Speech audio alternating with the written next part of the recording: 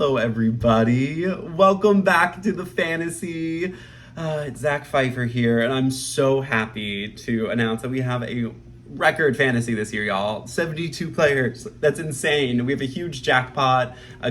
Most people who ever played this fantasy league, and I couldn't be happier. So thank you for everyone who has stuck around and played season after season. And for everybody that's new, welcome. I really hope you enjoy yourselves. I find that this is the best way to make one of the best TV shows in the world a little bit more competitive and fun. So this is my recap. I will be doing the recap for episode 1 and 2 in this, talking about favorite moments, points, if clarifying any of those like sticky issues that pop up here and there, but mostly just to spill my opinions about what I'm seeing, who I'm liking, and what I wish didn't happen. I'm going to try to talk as presently as possible through this because I have watched episode 2. I was sad about that. That was sad. But hey, I'm going to keep it into how I was feeling in the moment. So let's dive on in. Episode 1, we are doing the classic 3 boats zooming on in, and we get a lot of talking heads. It's like one of those things, we have like Tevin narrating, we're getting like glimpses at all these people that if we've done like our preseason stuff, we like know a little bit about all of them. But at this point, like we know nothing. We're just like getting to know personalities at this point. So everyone gets to the island and we're like introduced to like those like bubbly moments, and Jeff just like, he promised a little bit more of a cutthroat Jeff, and he started off with that. He immediately is like, like, you're all gonna lose. You're gonna lose this game. It's gonna be hard, and not all of you can win this. Which is true, like, I don't think Survivor ever casts people thinking they can't win Survivor, but I think once the cast is together, there are some people that are just going to have such an uphill climb, like, it's all about the social chemistry that's happening.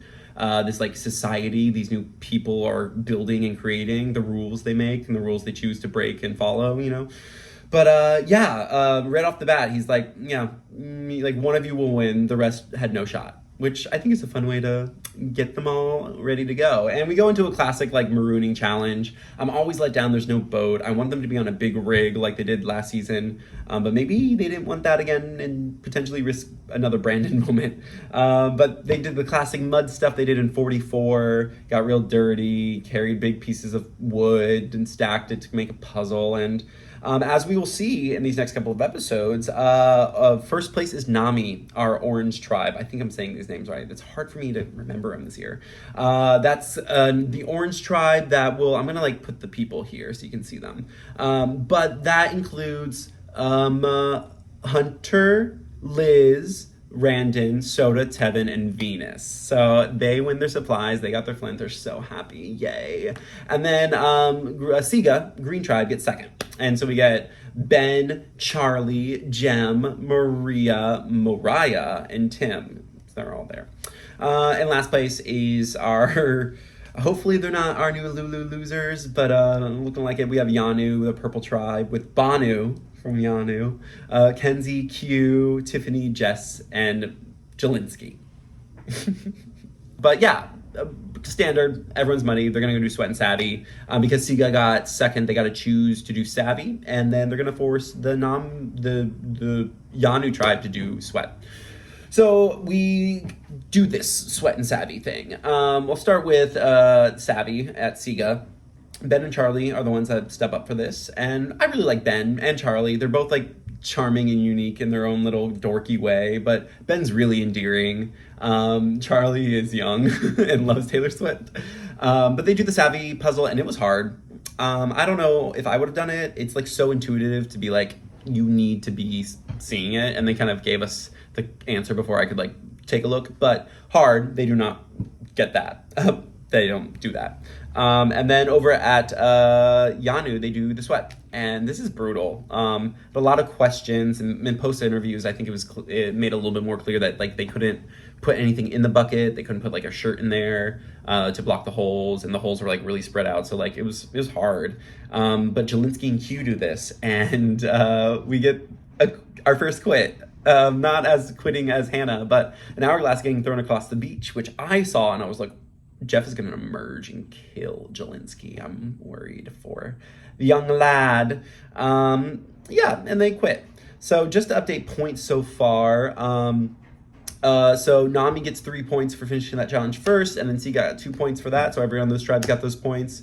We do get a brief moment over at the Nami tribe doing some like cool, like we like each other, some breakdown of like who likes who, which I'll cover after I do some point updates. But Soda starts a fire, so she gets 3 points for starting the first fire over there. Yeah, and when Sweat and Savvy, they typically would get points if they completed that, but they did not. So no points are going to be earned there. So let me break down kind of what I see so far for alliances. Ben and Charlie obviously have this nice bond from this, doing this challenge together. So those two are kind of like, they got each other. But Charlie is a glutton for alliances at this point because the 3 girls are sticking together and they want to stick together. They don't want to see girls go first because it happens in the new era. So they're sticking together and like we need a 4th, and they say, okay, let's bring Charlie in. So they come up with Charlie's Angels, which is a great little group name, which leaves Tim on the out. And Mariah's also kind of around. Like I feel like in the hierarchy of things, we probably have like Maria and Charlie up here, and then auxiliary to them is like Jem and Ben, and then you have like Mariah on the bottom of that alliance, and then Tim out on the outs. Like Tim's screwed, y'all. Like Tim's like, the girls are getting together and we can't have the girls get together, so we have to get rid of any girl, because he knows how girls are. All right, Timmy, we'll see how long you last in this game. And that's what I'm seeing over at Siga so far, and that's remained into episode 2. And then over at our Nami tribe, it's a little bit more complex. Soda and Tevin seem to be the life of this tribe. They really bring a lot of heart, and Tevin is that core. And we see that more and more as the 2 episodes have progressed. Soda and Tevin are tight, and then also Tevin and Hunter are tight because Hunter and Tevin share this like Andy Griffith alliance thing, which is like super cute and dorky.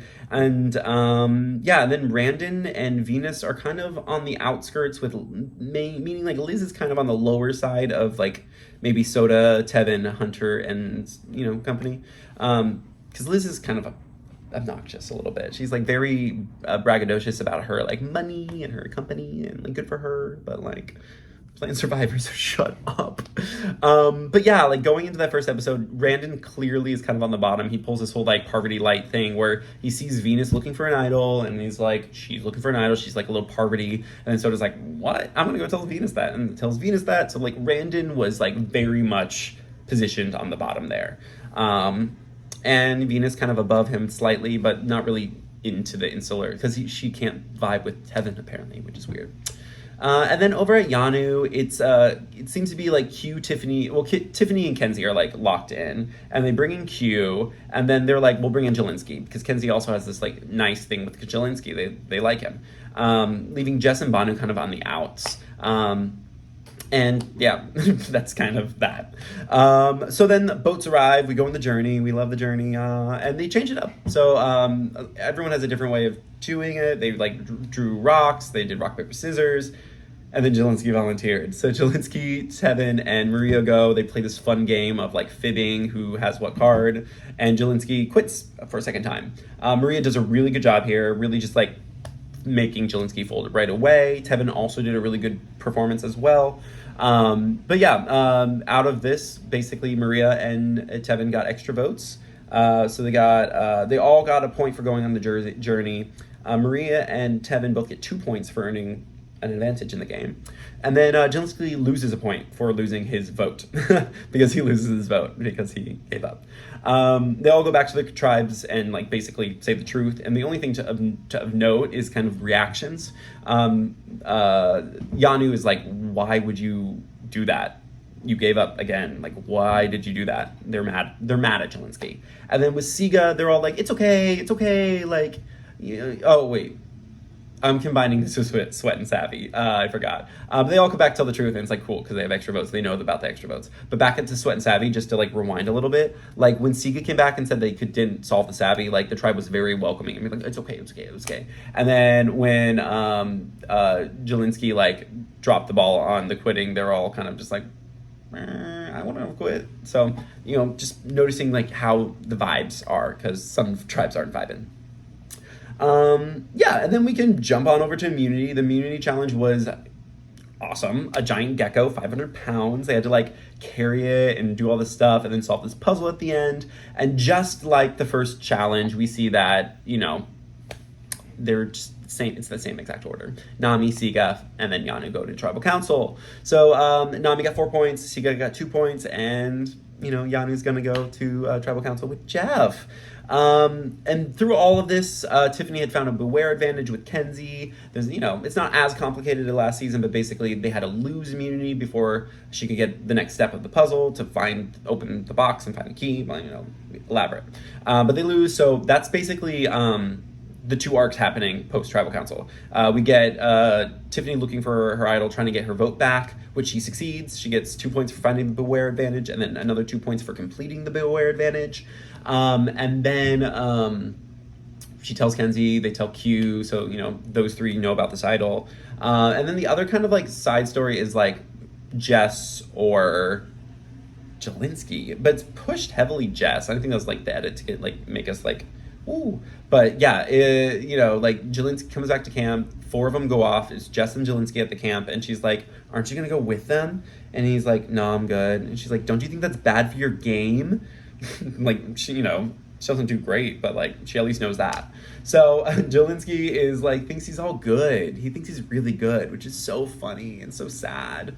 And Q is leading the force to get rid of Jelinski. Tiffany and Kenzie are kind of like wanting Jess out, and we kind of go into tribal with, and then Banu was just like, "Oh, I don't know what to do." So then they go to tribal council, and Jelinski won't be able to vote, and we don't know if everyone knows about Tiffany's beware advantage, but I think because Tiffany and Q, I know Kenzie knows about her idol. I don't know if Q knows, and not all the votes were red, so there's a chance that like there's some bleakness around whether she has her vote back or not.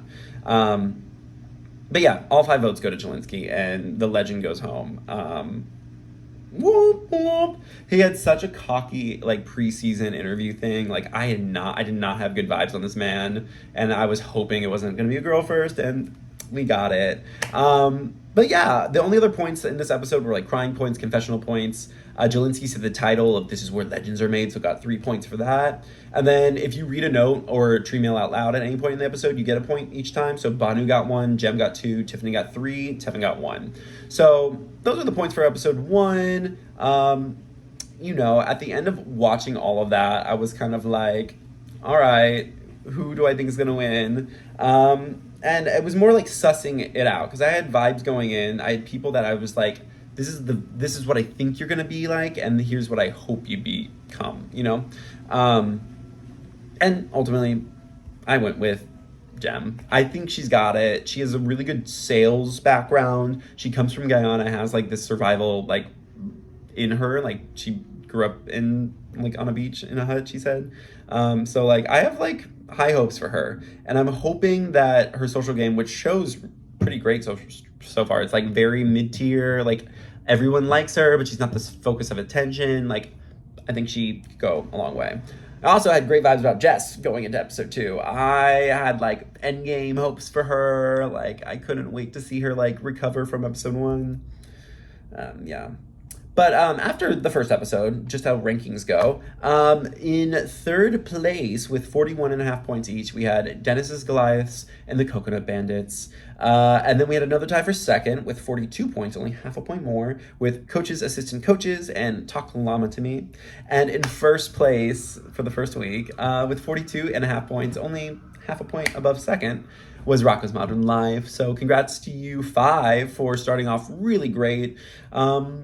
Let's see what happens in this next little episode.